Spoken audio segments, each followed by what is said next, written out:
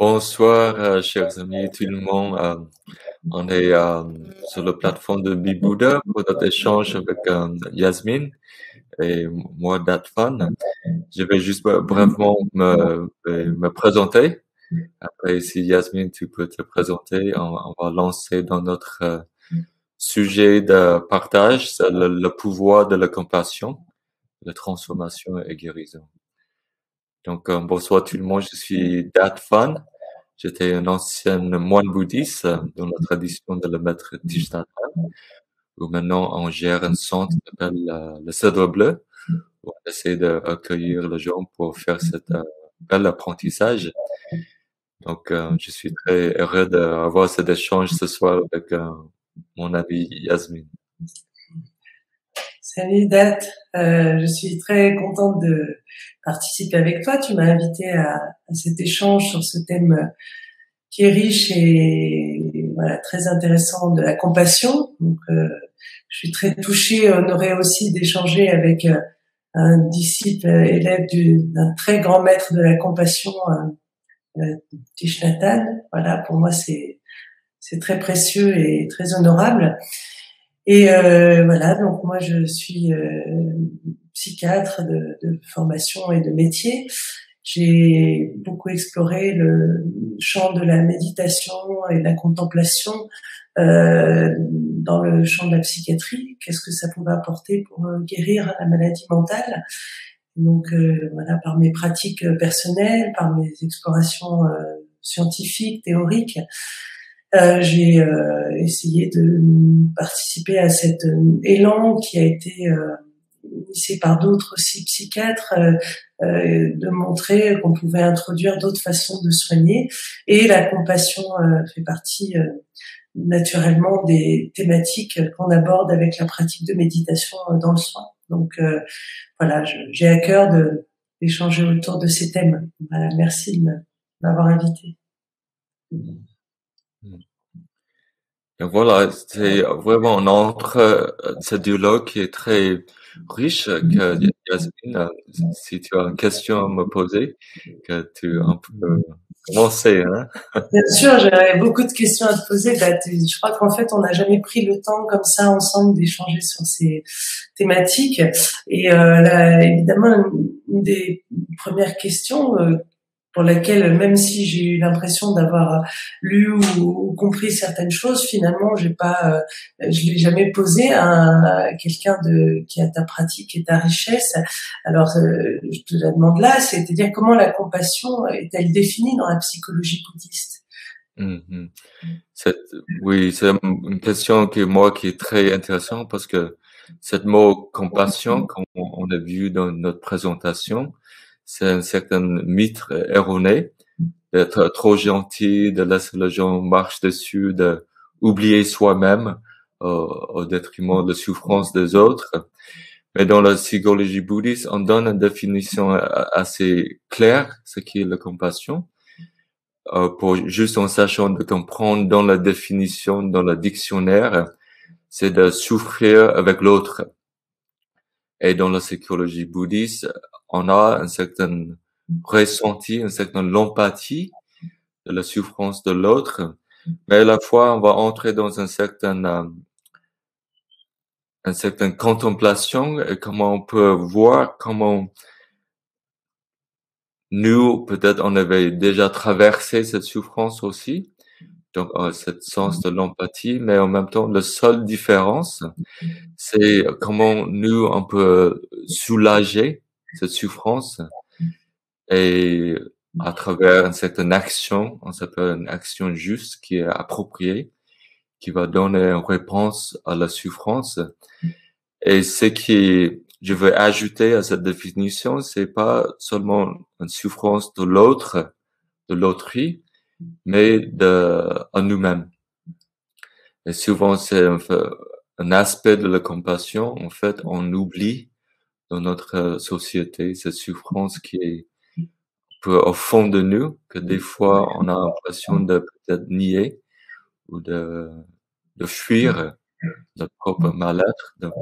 Donc, juste pour résumer cette définition, de comprendre la souffrance de l'autrui soi-même, mais à la fois de trouver le moyen habile de le soulager.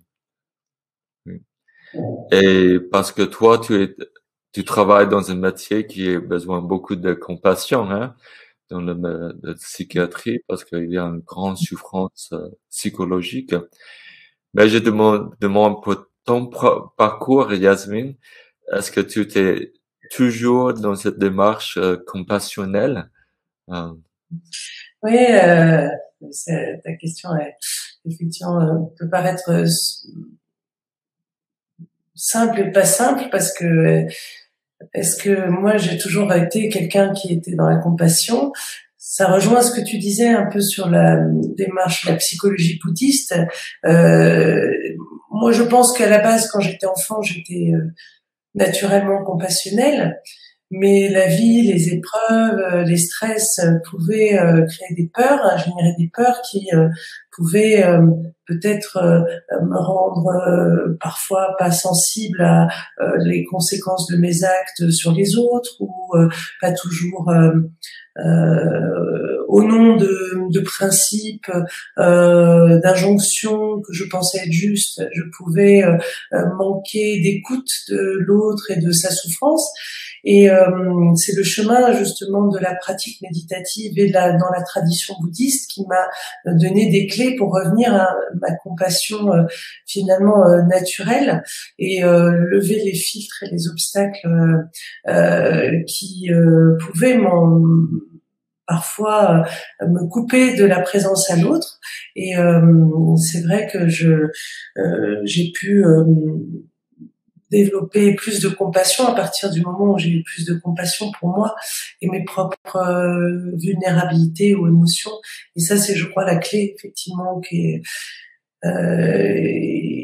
c'est vrai que je pouvais avoir tendance, dans mes débuts de la pratique méditative, de vouloir être compassionnelle à tout prix, comme une sorte de défi ou de challenge, ou d'exigence d'être compassionnelle envers les autres.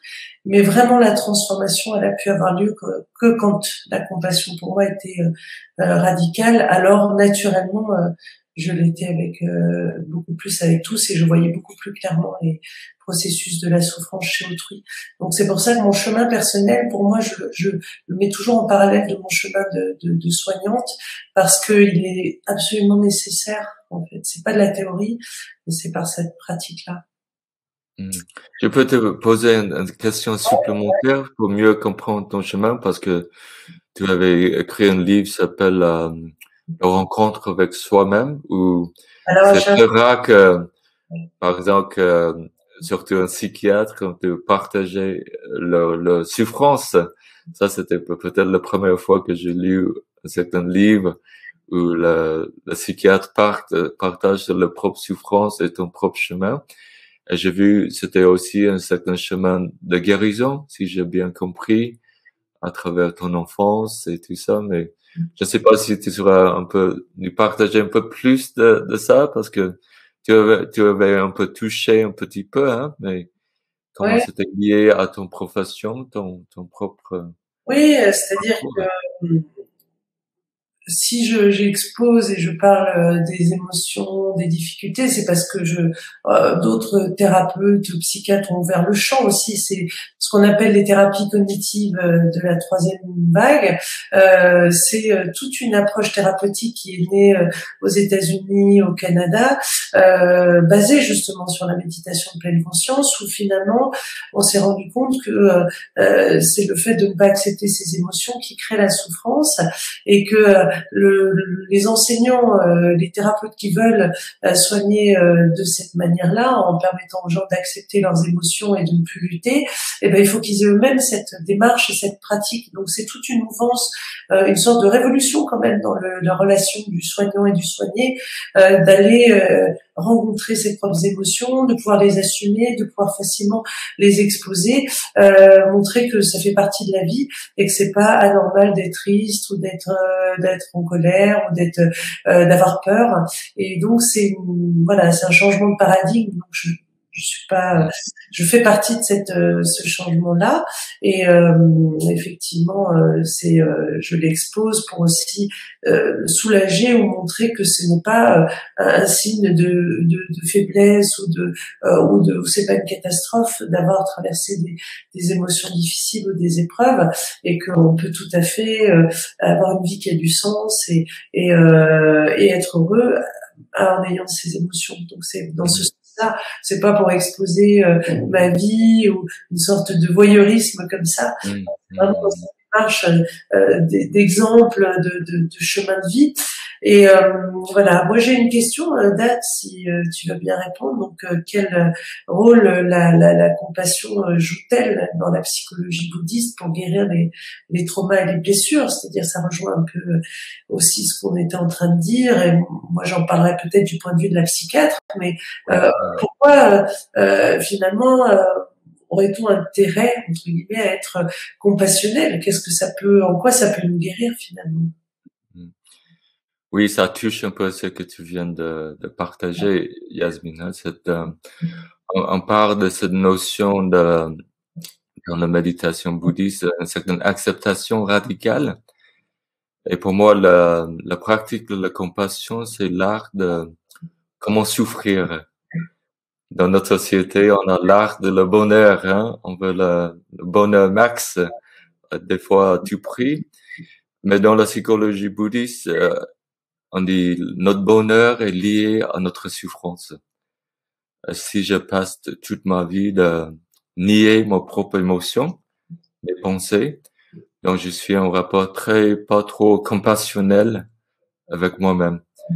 Donc pour le Bouddha, il était très très important, l'idée de commencer cette compassion avec soi-même, d'aimer soi-même, c'était un peu son loi universelle qu'il a déclarée dans la Dhammapada. Et il dit, il n'y a pas une personne plus précieuse dans l'univers que vous-même. Et pour moi, c'était une révélation parce que moi-même, je cherchais beaucoup de l'amour à l'extérieur de moi et la gens d'être compassionné vis-à-vis de moi-même. Et quand j'étais entré dans le monastère, c'était vraiment mon premier entraînement de mon maître. Il dit, maintenant, tu vas comprendre, aimer, être compassionné d'abord vis-à-vis de toi-même. Ton colère, tes pensées qui est un peu de noir, ton douleur. Et ce qui est très important dans la psychologie bouddhiste, le rôle de compassion d'abord, on dit c'est dans le corps. Il y a maintenant de psychiatres qui commencent à explorer l'importance de le corps dans la troisième vague. Le cœur ou le corps? Excuse-moi, le cœur? Le corps, the body, le corps. Ouais, le corps. Oui. Donc le corps joue un rôle très important dans la transformation, la guérison de notre trauma.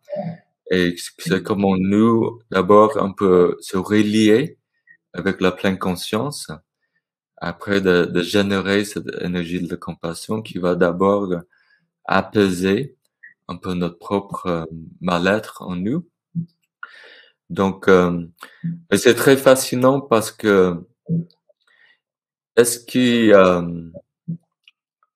que le psychologue doit dire dans ce domaine de la compassion? Quel est le lien entre la compassion et la difficulté psychologique?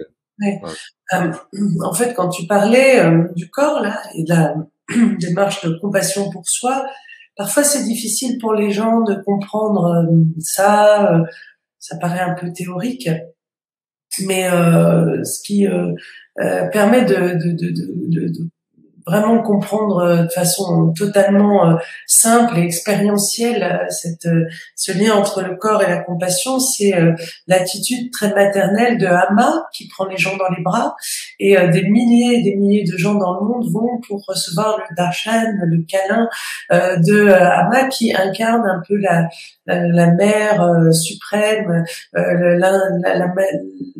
l'amour maternant pour autrui qui est inconditionnel et cet amour il ne passe que par le corps, c'est un corps à corps et c'est par le toucher et ce qu'on appelle le care, c'est fondamental, on sait c'est qu'un enfant, s'il est triste, s'il souffre, ce n'est pas en lui expliquant des théories sur le pourquoi tel enfant lui a pris son jouet et que l'espèce humaine est faite de comportements, etc. C'est pas ça qui va le soulager, c'est vraiment le câlin, le toucher, le regard que vous allez avoir. Et en fait, ce qu'on appelle le reparentage sain, c'est un processus fondamental dans la guérison. Et souvent, quand on n'a pas de compassion pour soi, c'est parfois parce qu'on n'a pas eu ce care primitif suffisamment rassurant. Ça peut être par le toucher, par les mots d'amour, par la présence des parents, parce qu'il y a eu des traumas, des difficultés. Et en fait, on s'est rendu compte que de guérir les traumas, ça passe pas par le langage. C'est pas en discutant de ce qui a fait problème. Au contraire, d'ailleurs, souvent les personnes traumatisées ont fait impasse, ne peuvent même plus parler des événements traumatiques, et il y a même les zones du langage qui sont coupées au moment des reviviscences traumatiques et des émotions des traumas. Mais par contre, c'est par le corps qu'on peut renouer tout doucement avec la guérison, la sécurité de base. Et donc, ça va passer par l'attitude du thérapeute déjà, le regard, la présence, le toucher. J'ai des exemples là de patients que je peux voir à l'hôpital qui suscitent beaucoup de rejet, beaucoup d'agressivité de la part des soignants parce qu'ils sont insupportables, agressifs et je vois bien parce que par ma sensibilité à la question du psychotrauma, ça peut être des patients qui ont vécu un meurtre dans l'enfance, qui ont vécu de l'abandon, qui ont vécu des choses dramatiques et on oublie, on ne sait pas que ça a un lien leur comportement avec ce qu'ils ont vécu. Et ma première chose avec des personnes comme ça, c'est déjà la façon dont on va s'asseoir dans mon bureau, dont je vais les regarder, le ton de voix que je vais adopter, le fait d'être posé ou d'être calme ou dire je comprends, va être fondamental pour créer un climat de sécurité qui va déjà faire diminuer l'agressivité. Donc on comprend, voilà, il faut penser à l'histoire du câlin et de l'enfant pour comprendre le lien avec le corps. Et donc il y a des thérapies qui sont basées sur des approches psychocorporelles qui sont là pour guérir le trauma et qui demandent de la part du thérapeute d'avoir vraiment une connaissance précise de ces mécanismes. Et il ne peut avoir cette connaissance que si lui-même il a fait tout ce chemin d'exploration de ses propres blessures. Et souvent, comme elles sont zappées, elles sont niées, c'est difficile pour un thérapeute d'aller les regarder parce qu'elles vont générer des émotions difficiles. Donc, ça demande de lâcher son narcissisme, sa toute-puissance, son ego, et c'est ce qui est plus difficile. Et c'est là où la pratique de la compassion et toutes les méditations qu'on a dans le bouddhisme sont vraiment très aidantes pour les thérapeutes parce que elles donnent un chemin d'accès à cette vulnérabilité et elles donnent des outils parce qu'il y a des pratiques bouddhistes moi que j'ai apprises comme Tonglen, Lojong qui sont vraiment des méditations et des techniques pour petit à petit permettre à nos peurs d'identité, d'exister, de notre ego de s'atténuer et de rentrer en rapport avec la souffrance dans un autre mode que notre mode habituel. Et c'est pour ça que de plus en plus on se nourrit de ces approches dans le soin pour devenir des thérapeutes finalement plus compassionnels, plus éveillés, plus doux, plus tendres avec l'humain en fait. Et est-ce que toi, par exemple, tu peux nous parler un petit peu de ton propre processus de guérison à travers ta pratique méditative? Est-ce que toi, la méditation et la contemplation t'ont aidé à guérir? C'était intéressant ce que tu viens de partager, Yasmine, de ce rôle de la thérapeute de comprendre lui-même un certain processus de guérison. En fait, ça, c'est vraiment le travail du monastique. Le mot monastique, littéralement, ça veut dire juste de devenir un, de comprendre soi-même. Et à partir de là, notre monde, on peut vraiment créer notre monde. Hein. Et dans mon propre chemin de la guérison, la transformation, parce que j'étais un immigrant de la guerre, où ma famille avait immigré en 95 aux États-Unis à cause de la guerre au Vietnam. On a vécu pas mal de traumas, si tu veux, d'être dans un nouveau lieu, d'être déraciné de notre culture. Et pendant longtemps, cette cicatrice, cette blessure de la guerre, ça restait même intergénérationnel. J'ai eu un père qui était beaucoup souffert pendant la guerre parce il était dans la Air Force, et une maman qui a aussi subi une grande souffrance. Euh, C'était vraiment atrocieux, hein, si vous avez déjà vu les images de la guerre du Vietnam. C'est quelque chose que je souhaite jamais quelqu'un à vivre, euh, un être humain, pour traverser tellement de pertes, de difficultés. Et la grande souffrance dans la guerre, et beaucoup de nous, on n'est pas de soutien dès qu'on est dans un pays nouveau, parce que personne comprend notre souffrance, et on est dans un mode plus ou moins de reconstruction, et il faut nier, il faut oublier le passé. Et ça, c'est, je pense, une tendance de beaucoup de notre trauma, hein. C'est pas seulement le trauma de la guerre, mais d'autres, toutes formes de trauma. Pour moi, j'ai vu que, en grandissant, il avait une grande tristesse en moi, au fond. J'ai vu, les parents, j'avais tout, hein. J'avais une bonne éducation. J'avais des parents qui m'aimaient profondément, et un bon travail. J'avais une copine à l'époque aussi, mais en même temps, cette tristesse qui était toujours là. Et c'était seulement quand j'ai rencontré mon maître Thich Nhat Hanh que j'ai commencé de vraiment faire ce travail de ce qu'on appelle la transformation et la guérison. Et beaucoup de notions qu'on utilise, par exemple, dans l'enseignement de la maître Thich Nhat Hanh, il essaie de combiner la psychologie occidentale avec la pratique contemplative bouddhiste liée à la pleine conscience. Et cette notion qui m'a beaucoup aidé, ça s'appelle l'enfant intérieur. J'ai vu en moi, il avait un enfant que j'avais peut-être négligé pendant longtemps, et il m'appelle pour revenir, prendre soin de lui. Donc, il a l'image dans le sutra de l'amour, on s'appelle le Metta Sutta dans la tradition bouddhiste, où on contemple par exemple cet aspect de l'amour que tu as dit très bien avec la sainte Amma hindoue, que de même qu'une mère aime et protège son unique enfant, Christ à sa propre vie, cultivons cet amour et compassion, et offrons-le à soi-même et les autres. Et j'ai commencé à comprendre le plus que j'étais lié à cette énergie de guérison. C'est comme il y a quelque chose en moi qui s'apaise, une certaine acceptation que oui, j'ai souffert. Maintenant, je suis une sorte de bon papa, un maman pour mon propre enfant. Et je pense que c'est une notion assez radicale, que souvent on cherche ça un peu à l'extérieur, un bon papa, un maman qui est normal dans la vie. Et ce qu'on entre ici, c'est une notion très intéressante dans la psychologie bouddhiste. On parle de la compassion comme ce que le psychologue s'appelle une compétence sociale aujourd'hui.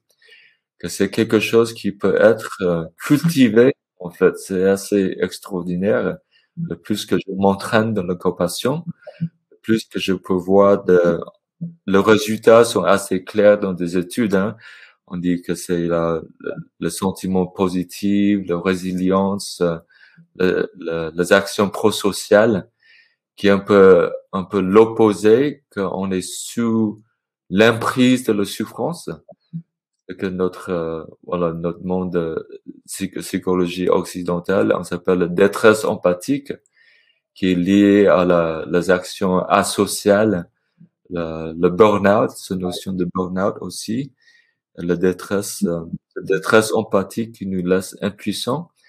Et je vis finalement, ça donne une certaine sortie à cet état de nier mes propres émotions. Peut-être des fois, moi, j'ai une tendance quand je ressens cette souffrance, des fois, de peut-être manger des choses qui pourraient compenser ça.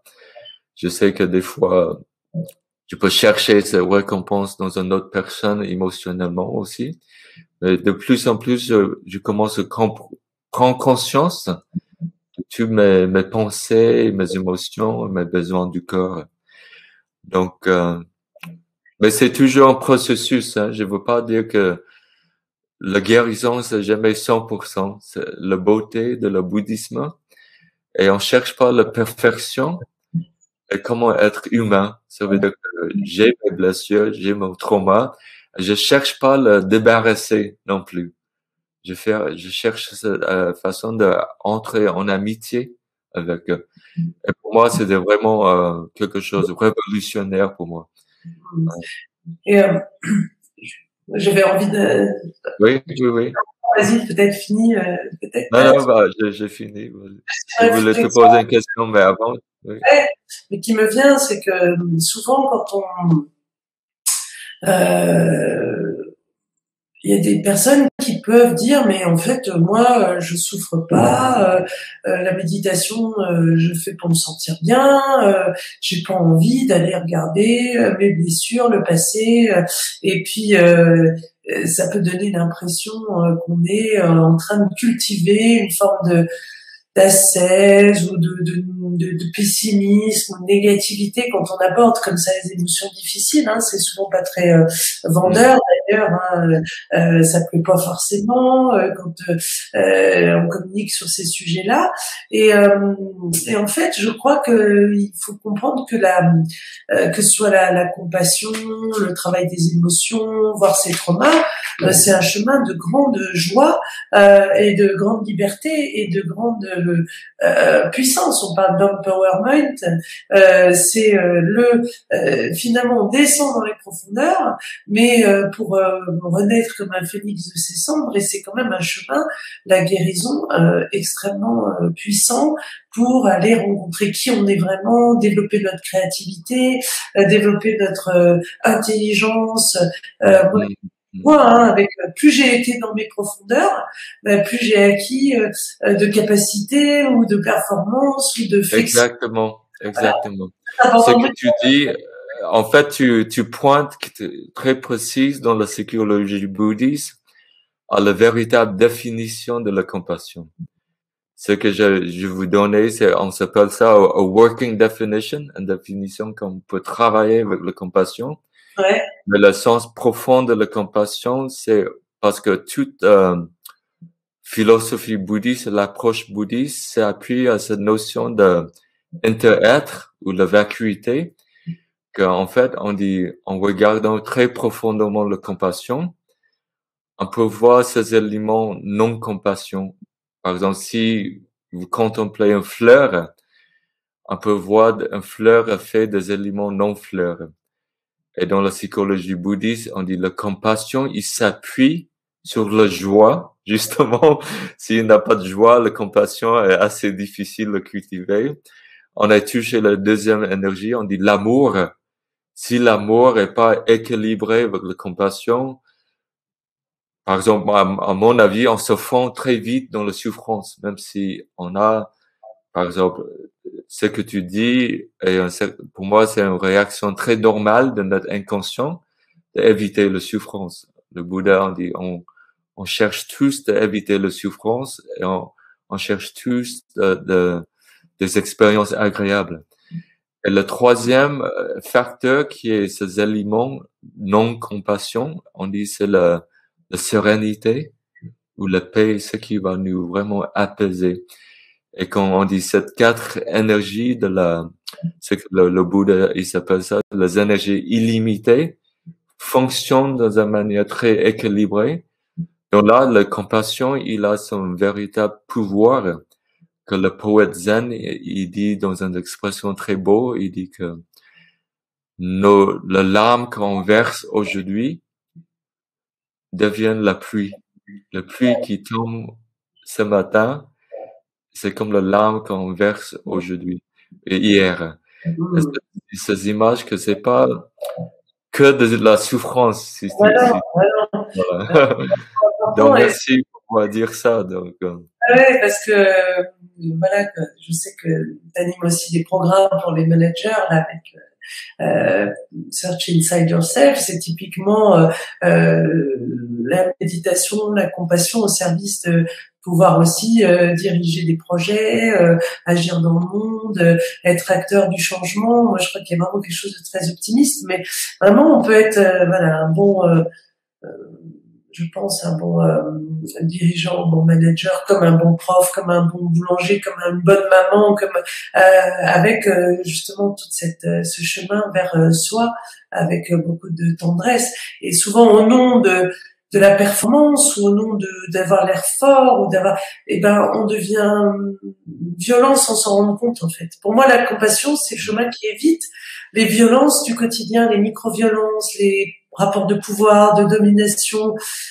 la mauvaise ambiance au travail, les patrons pervers, le harcèlement moral, enfin toutes ces choses qui sont faites parce que subtilement on est dans un système où les gens évitent tous les uns les autres de se confronter à leurs ressentis et leurs affects, et du coup voilà, ça donne beaucoup de souffrance justement. Donc c'est plus, imaginons une institution remplie de gens qui ont fait ce chemin, ça peut être que la joie. On arrive le matin, comment tu vas, mais c'est un vrai comment tu vas. Ah ben non, c'est dur là, j'ai peu de motivation, je souffre. Ah viens, on va prendre un café, on va prendre un temps ensemble et prendre. Voilà, imaginez. Forcément, à la fin de la journée, vous êtes dans une super ambiance. Et puis, quand on est en joie, on chante ensemble le fait de bien réussir un projet, plutôt que d'avoir peur que l'autre nous pique la place. Enfin, vous voyez, enfin, tu vois, c'est un peu, voilà. Ce qui m'a beaucoup, mon lien avec toi pendant ces années, c'est vraiment, j'étais très touché par ton courage parce que je pense on vit dans une époque où il a cette carrefour dans cette présentation, dans un mariage entre Bouddha, la science cognitive. Et je te dis honnêtement, c'était comme un bouffée de l'air frais quand j'étais écouté, je pense que c'est sur une émission sur la télé où tu commences à parler de psychologie bouddhiste très ouvertement parce que pour moi, il a un rôle très, très, très important. Même le fondateur, l'un de la pierre de la pionnière de la psychologie moderne, William James, quand il a entendu la psychologie bouddhiste au début du 19e siècle, hein, il a dit qu'on va peut-être dans 20 ans parler de ça. On va intégrer ça dans notre psychologie, mais ça a pris quand même 100 ans après William James pour voir cette confluence qui est en train d'émerger très, pour moi, parfaitement. Et ma question à toi, c'est comment la compassion, tu as un peu touché, peut transformer les institutions comme l'hôpital, le système ou même la politique faire face aux crises actuelles comme celle de Covid. Parce qu'on sait que la compassion, c'est la réponse à la souffrance. Hein. Donc, Ouais. En fait, la compassion, c'est une intelligence. C'est pour moi une forme d'intelligence des situations qui intègrent plusieurs éléments. Quand on fait face à une situation de crise avec des points de vue qui sont moi j'ai raison ou toi t'as raison ou toi t'as tort, on est bloqué. Très souvent, on rentre en conflit et puis on n'avance pas tellement. Quand on intègre la dimension de compassion pour les émotions, pour la souffrance, etc., on va pouvoir, dans une situation complexe, voir qu'est-ce qui se joue là pour tous les intervenants et qu'est-ce qui fait souffrir. Et si notre objectif, c'est de diminuer la souffrance des individus, c'est pas la même chose que si notre objectif est de gagner la compétition, ou c'est pas la même chose si notre objectif est de gagner plein d'argent, ou d'être très célèbre, ou d'être connu, ou d'avoir un poste, par exemple. Donc, dans une institution, mais après à plus grande échelle, même dans la politique ou dans la crise du Covid, si notre intérêt, il est de diminuer la souffrance des êtres, on va pas prendre les mêmes décisions. Donc, je vois par exemple à l'hôpital, quand il y a des situations difficiles, tendues, si les infirmiers ou le personnel soignant ne voient pas qu'ils souffrent à cause de la situation, il va avoir tendance à rejeter la faute sur, par exemple, un patient. Il est insupportable, il est hystérique, et il va y avoir une situation de tension, de violence envers le patient. Et le patient lui-même, sa souffrance ne sera pas vue et la souffrance du soignant ne sera pas vue. Et on arrive à des points de blocage et qui peuvent aller loin, hein, des fois ça peut aller très très loin dans la psychiatrie. Soit la personne va aller plus mal, soit elle va se révolter contre le système. Et j'ai eu un exemple récent d'une personne qui voulait absolument sortir parce on lui avait mal parlé, un soignant lui avait mal parlé, et elle dit je pars d'ici, alors qu'elle avait fait une tentative de suicide. C'était une personne qu'on avait besoin de garder et de pouvoir soigner. Elle était extrêmement agressive et typiquement voilà, j'ai pris le temps de voir d'entendre la souffrance de cette personne et d'entendre la souffrance aussi du soignant et de ce que l'attitude de cette personne pouvait générer. Et on a pris beaucoup de temps vraiment pour poser les choses. Et aujourd'hui, la crise est passée. Et j'ai dit à la patiente, vous savez que ça se trouve, votre passage dans ce service va nous transformer tous. Parce que la crise, une crise, ça peut être soit un effondrement du système, soit ça peut être une occasion de transformation. Et je dis, voilà, vos interventions, le fait que vous ayez dit, je ne suis pas d'accord qu'on m'ait mal parlé, peut-être que justement, vous allez permettre à ce qu'on change notre façon de communiquer avec les patients. Et puis j'entends, et moi j'ai dit aux soignants, mais elle a vécu des traumatismes graves et elle a une attitude dysfonctionnelle dans les relations. Elle sait pas exprimer ses besoins, elle est en panique, elle est agressive quand elle va mal, et etc. Et on a tous travaillé et on a transformé cette crise en quelque chose de transformation pour la patiente qui elle-même a pu travailler sur sa façon de fonctionner et aussi pour les soignants. Et ça, si j'étais par exemple moi focalisée sur mon ego, cette patiente qui m'a mal parlé ou qui voulait partir, j'aurais pu aussi avoir une réaction agressive et contribuer à cette escalade du conflit.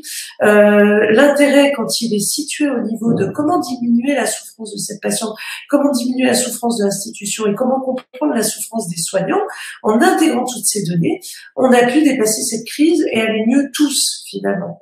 Et je pense que ça demande moi, parce que peut-être, je veux pas me mettre en avant, j'utilise juste cet exemple, mais moi, parce que j'ai fait le chemin, j'ai vu la souffrance de cette patiente et pourquoi elle était comme ça, parce que je connaissais les mécanismes de la souffrance, et je comprenais aussi les soignants, parce que moi-même, je peux avoir des réactions agressives envers des gens qui sont agressifs avec moi. Donc, du coup, cette compréhension de tous, elle vient de ce chemin que j'ai pu faire et cette patience de poser les choses. Donc, il n'y avait pas, voilà. Donc ça, c'est un exemple et je pense que ça peut s'appliquer aux institutions. Si dans la politique et dans les crises comme on traverse aujourd'hui, si on sentait vraiment que tous les intervenants, les dirigeants avaient vraiment à cœur de diminuer la souffrance des êtres et des gens, peut-être qu'on sera en confiance. La crise de confiance que l'on peut avoir, elle vient du fait qu'on a l'impression que l'intention, et la question de l'intention, elle est fondamentale, elle n'est pas claire, elle n'est pas éthique, elle n'est pas tournée vers autrui réellement. Il y a comme quelque chose, et parfois, ça ne veut pas dire que c'est vrai. Ça ne veut pas dire que nos dirigeants n'ont pas, peut-être individuellement, à cœur que nous allions mieux, mais leur façon de la communiquer n'est pas forcément celle-là. Et les discours sont froids, désincarnés. On cherche, on a besoin nous de sentir quand quelqu'un prend des décisions pour nous que c'est un bon parent et qu'il a vraiment à cœur notre intérêt. Et sa façon de communiquer, de nous parler, de nous regarder, si elle est profondément incarnée, corporelle, en lien avec des ressentis émotionnels, elle va pas nous toucher de la même manière qu'un discours froid, théorique, autoritaire, et qui là va de toute façon générer chez nous de la méfiance ou du rejet. Donc je crois que vraiment, si imaginons tous nos dirigeants, tous nos politiques faisaient de la méditation, pratiquaient Tonglen ou l'autre jour, étaient dans l'acceptation de leur vulnérabilité. Ils pouvaient dire, par exemple, je m'excuse ou j'ai tort. Et j'ai été très touchée quand Angela Merkel dise pardon, par exemple. Elle dit je m'excuse et je me dis waouh, c'est la première fois que j'entends un politique qui peut dire pardon, je m'excuse, j'ai fait une erreur. Mais c'est quand même première étape de la compassion, c'est de pouvoir reconnaître que nos actions peuvent générer de la souffrance chez les autres. Et c'est ça, je pense, qui changerait tout dans nos crises et notre société. Ce que tu dis, ça résume vraiment maintenant le cœur de l'enseignement du Bouddha, hein, c'est au moins dans la grande école, c'est la compassion. On a un archétype très connu dans panthéon bouddhiste s'appelle Avalokiteshvara. On dit que sa sainteté de Dalai Lama, c'est une incarnation d'Avalokiteshvara. Et ça résume ce que tu viens de dire. Ça veut dire, en sanskrit, celui ou celle qui est capable d'écouter. Et souvent, je reviens à mon propre mot de mon maître Thich Nhat Hanh, mais il dit d'écouter quoi? Mais il dit d'écouter avec la compassion, la souffrance en soi. Il dit dans mon cœur, dans mes émotions, dans mes pensées, il a un certain mal-être qui est là, où j'ai jamais rencontré avec cette douceur, cette tendresse, cette présence aimante. Et je pense que cette forme de l'écoute, il peut se déployer, quand tu dis si un dirigeant ou un chef de service a cette posture de l'écoute à l'autre. Et ce que tu dis par rapport à la souffrance de l'autre, ça me rappelle de ce que le Bouddha, il dit que, en fait, il a vu la souffrance psychologique comme la souffrance physique. On sait qu'un bon physicien, il a jamais fâché avec quelqu'un malade, qui a un cancer, qui est boulimique, et il va soigner, il va trouver la manière de le soigner. Et souvent on dit, le Bouddha, il s'appelle, c'est une souffrance psychologique pour lui. Pour lui, était la haine. Pour lui, c'était une forme de maladie psychique. Il faut pas fâcher contre la personne, mais peut-être il avait la cause et conditions qui l'ont amené là-bas. Donc tu parles des incompréhensions qui est très important. L'avidité. On est tous le grain de l'avidité en nous, hein. Le moment que je mange un glace est bon, on dit 10 glaces, et pas de détriment à ma foi, par exemple, moi. Le troisième, on dit c'est l'ignorance. On est tous ce grain de l'ignorance, ne pas savoir l'autre angle. Et ça nous ouvre, on dit, deux ailes qui est très important dans le bouddhisme, on dit la compréhension et l'amour. Sans l'amour, je peux pas comprendre. Et sans compréhension, je peux pas aimer. Et c'était très, très intéressant comment toi, tu as résumé ça dans ton propre manière.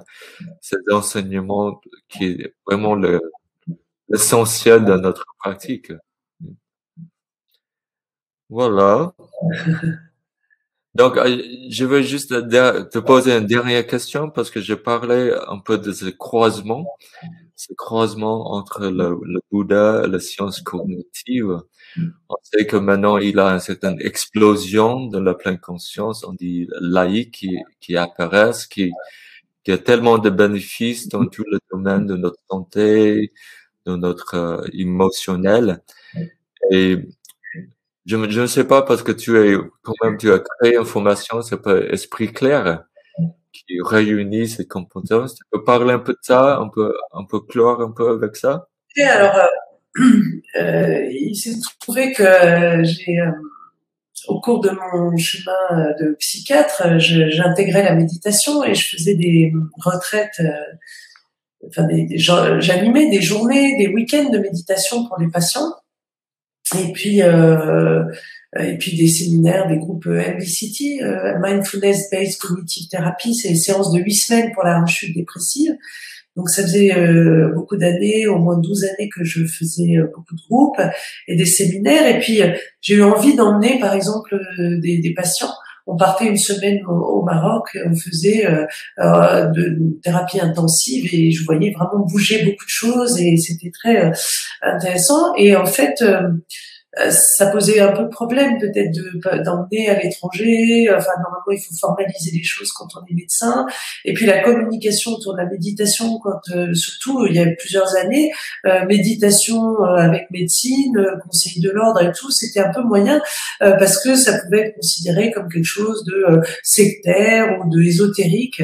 Il a fallu beaucoup de temps pour que on comprenne que la pleine conscience faisait partie des outils très scientifiques et très sérieux sérieux, hein, avec beaucoup de publications et d'articles scientifiques qui font que maintenant c'est dans les milieux universitaires et c'est pas de souci. Mais donc j'ai eu besoin à un moment donné de proposer tout ce que j'avais acquis comme compréhension de la souffrance et de la guérison de la souffrance mentale dans une institution qui soit bien formalisée, qui soit en dehors de mon activité médicale. Et donc j'ai créé Esprit Clair pour former des thérapeutes, des coachs à finalement ma façon que j'ai de soigner aussi et de transmettre la méditation à des populations très vastes et qui soient pas forcément que du bien-être. Et donc voilà, je voulais donc intégrer une approche de la méditation et une façon de la transmettre avec ce travail sur soi, c'est-à-dire pour moi qu'un enseignant de pleine conscience en méditation doit avoir fait vraiment un travail approfondi sur lui-même et une connaissance de la science, de la théorie et aussi des traditions contemplatives.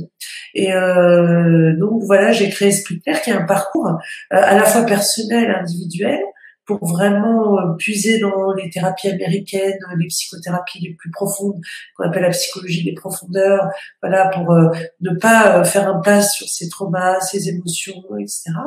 Bien et connaître la psychologie bouddhiste, mais aussi d'autres traditions contemplatives. L'idée, c'est de voir ce qui est la quintessence et dans la spiritualité qu'on peut mettre au profit de la guérison mentale et les neurosciences, les sciences cognitives et puis la pleine conscience aussi. Et donc j'ai proposé un chemin. Donc généralement comme on est en groupe, et ben il y a vraiment comme on travaille sur nos blessures, nos traumas, nos schémas et qu'on fait pas l'impasse, du coup il y a vraiment beaucoup de compassion qui se crée entre les participants. Et c'est vrai qu'on voit des liens qui sont hyper solides entre les promos, vraiment des gens qui continuent à se relier, à être ensemble.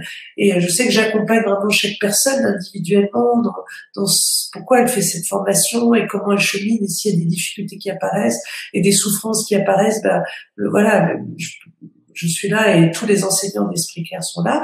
Donc j'ai choisi des enseignants qui étaient vraiment super au top dans leur discipline, mais aussi qui avaient fait ce travail personnel et qui incarnent la générosité, la compassion et que ce soit pas juste une façade.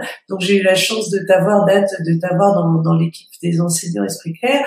Il y a aussi voilà Olivier Auric, Tibiche Dohan qui enseigne les arts martiaux, voilà Jacques Fradin qui enseigne sur les sciences cognitives. Donc vraiment une équipe. Il y a Eric Salin qui est un moine zen qui travaille pour Mindfulness solidaire et qui fait beaucoup de choses pour les gens précaires et qui fait partie de nos enseignants. Voilà, on est une équipe, mais pour moi, Esprit Clair, c'est un processus, voilà, de création. Et là, il y a Anne-Sophie Duventon qui nous rejoint et ça a l'air d'être une femme merveilleuse. Vraiment, je suis hyper heureuse de la voir. Et donc, on va avoir comme ça, on est un processus expansif de co-création et d'augmentation d'un réseau de gens qui veulent vraiment cheminer et transformer les autres. Donc voilà, donc il y a une formation et voilà, il y a une Super, hein, merci. C'est vraiment pour moi.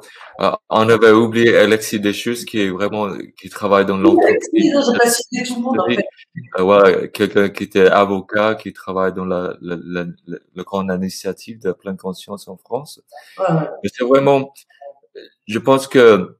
Et Olivier Henrique, évidemment, super enseignant de la dynamica et de l'approche non duelle des phénomènes. Enfin, voilà. Bien sûr. Oui, c'est très un groupe très riche et quand tu dis, de mon propre expérience, j'ai vu que il a un moment de mon pratique où les choses bloquent. Par exemple, je peux concentrer ou suivre ma respiration et pratiquer comme une certaine technique. Mais j'ai vu que je répète le même schéma, des fois le même comportement dans mon vie de couple ou quand j'étais dans la communauté avec le maître Thich Nhat Hanh. J'ai vu à tel point ce travail de profondeur, on dit dans la psychologie de profondeur, on essaie de vraiment explorer. C'est tellement important avec la compassion parce que ça va donner une autre dimension à la pratique qui va vraiment. Par exemple, pour le Bouddha, la chose le plus important, il s'appelle la vision juste. Et je pense si on n'a pas une vision juste, ce qui est la méditation, on peut buter pendant longtemps et ne pas transformer profondément. Et c'est vraiment, je pense, cette formation d'esprit clair, ce que j'essaie de partager sur la vision intégrale de la pleine conscience. Ça peut nous aider on est cheminé dans cette vaste terrain. On s'appelle notre conscience. Donc, Ouais, c'est ça. En fait, moi, je résumerais ce chemin naturel, quoi. Simplement accepter la vie comme elle est, soi-même, les autres, et arrêter de lutter contre la vie, quoi. C'est vraiment laisser la vie s'exprimer à travers nous. Et quand on veut être quelqu'un, ou qu'on veut être mieux que ceci ou mieux que cela, ou qu'on veut que les autres soient mieux que ceci ou mieux que cela, on empêche la vie de circuler. Et alors qu'accepter de vieillir, accepter ses faiblesses, accepter ses limites, c'est finalement laisser la vie s'exprimer. Donc là, la joie peut vraiment arriver, quoi.